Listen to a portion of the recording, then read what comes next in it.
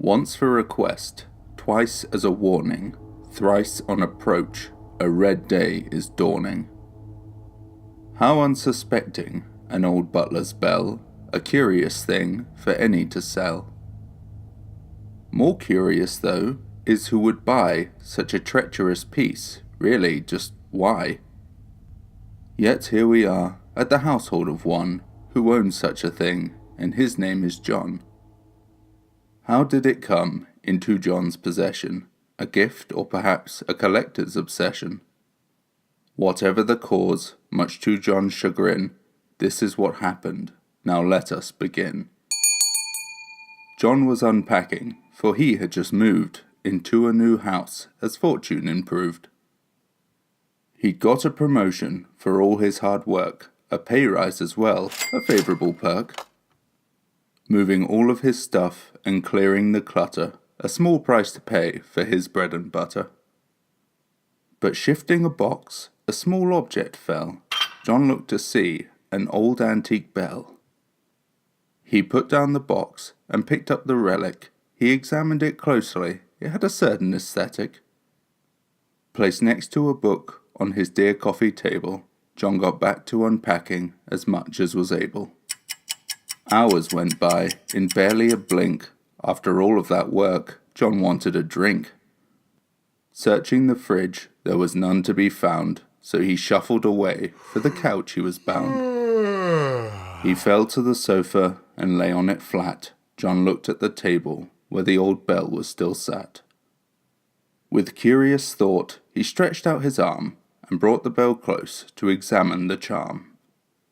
Studying close, he noticed a seam. It looked like a cap, from what he could glean. Using his nails, he pulled at the cover. John gave a big tug, one after another. Then suddenly off came the cap, a small wooden thing he had placed on his lap. He looked at the spot where the lid used to be. There was paper inside, from what John could see. Tipping it over, he then shook it out. There lay a small scroll with some writing about. He unravelled the paper and thought it a jest, when all that was written was Master's request. John chuckled and thought, well, all right then. He reached for his pocket and took out a pen.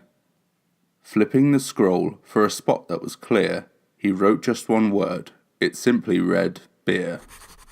Amused with himself, feeling just like a king, he held out the bell and gave it a ring. Placing it down on the table to keep, he breathed a big sigh and then fell asleep. Deep in his dreams, he curiously found that at one point he swore he heard the bell sound. John opened his eyes. Morning was here, another day filled with boxes to clear. Outside was a noise, obnoxious and loud, some damn muscle car to make motorheads proud. Its music blared out to make known its journey, though its owner was worse, some dickhead attorney. Stretching awake, he sat up in place. He remembered the cap, but there wasn't a trace. Believing as though it fell down his side, so he reached in the couch. It had nowhere to hide. But wherever he looked, or whatever he did, he just couldn't find that troublesome lid. Feeling confused as to where it had gone, he turned to the bell, where the cap was back on.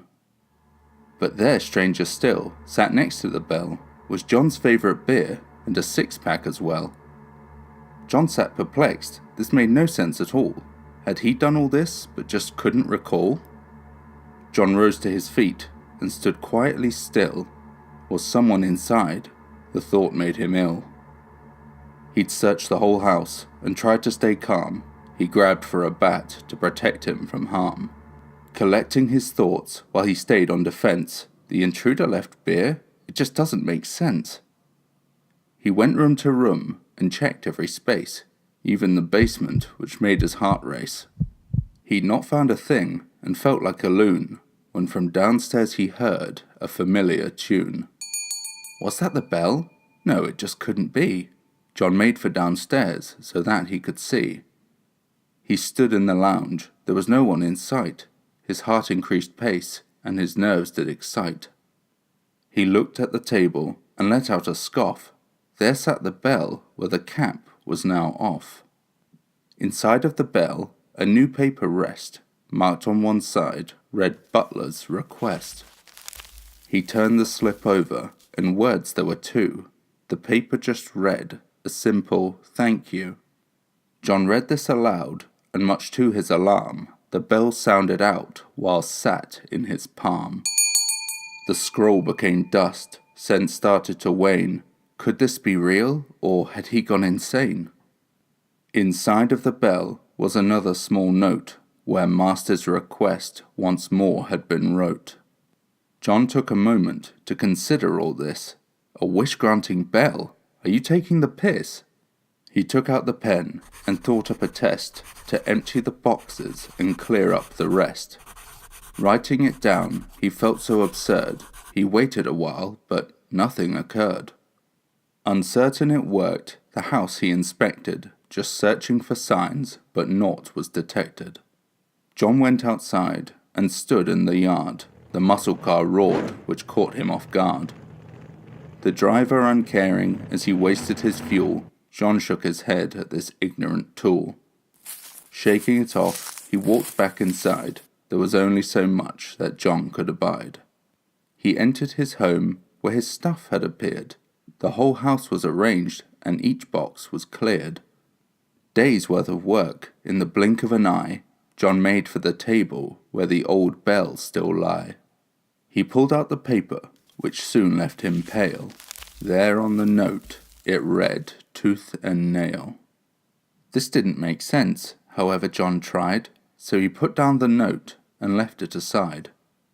He'd give it some time to ponder the meaning. He now had the time, he was done with the cleaning. Hours passed through the day before the bell rang once more, but upon reading the note it read the same as before. Feeling uncertain and somewhat aloof, John fetched a loose nail and a treasured shark's tooth. This seemed to work, and so went to bed, but woke up at dawn from a pain in his head. He made for the bathroom and turned on the light. What he saw in the mirror chilled him with fright. As he gazed at the glass, it was now plain to see a space in his gums where a tooth used to be. Shocked at the sight, he could not help but linger, when a sharp pain then struck at the tip of his finger. Turning his gaze to examine his pain, this further his shock when 9 nails remain. John couldn't believe this was what it seemed. Surely he thought he was still in a dream. But no, this was real, the pain and the scares. When he regained his sense, he made for downstairs.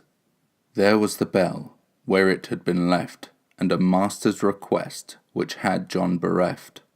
He picked up the bell and moved with a dash, with conviction at heart, threw the bell in the trash.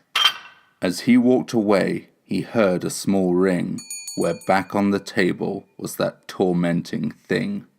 He tried and he tried to throw it away, but for all of his work, it was there to stay. The call of the bell rang out through his head. This madness ensued, and he saw only red.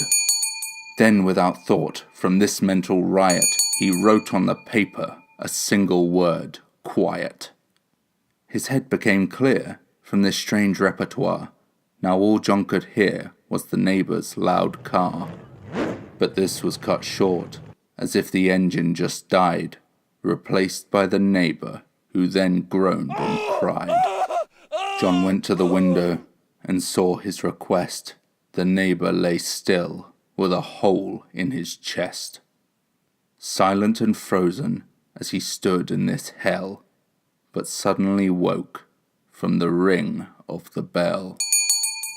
He picked up the scroll, his fate this impart.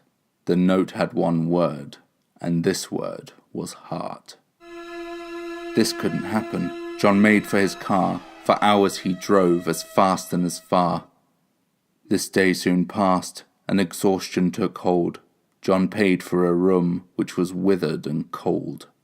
He locked up the door, feeling shaken and numb. He was far from the house and whatever may come. He could not sit still, so he just took to pacing.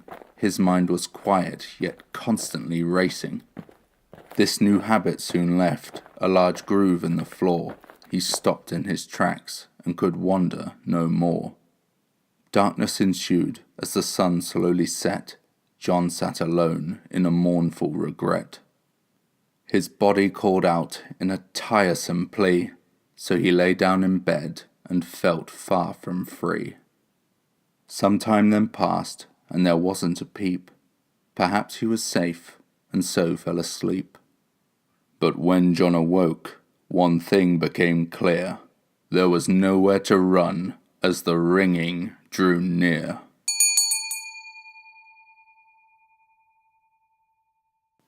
Good day, I'm Jar19 and thank you for listening. So, what did you think of the butler's bell? Certainly makes getting up for the remote seem less of a chore. This was an interesting one to write. I'm used to writing my monsters a little more visually, so to have something as unknown as the being attached to the cursed bell was certainly something to consider. I hope that you enjoyed today's video. If you did, then perhaps subscribe, leave a like, and if you're feeling particularly cheeky, maybe even a comment. I do hope that you'll join me again. Stay safe, sleep well, but remember, here we make monsters.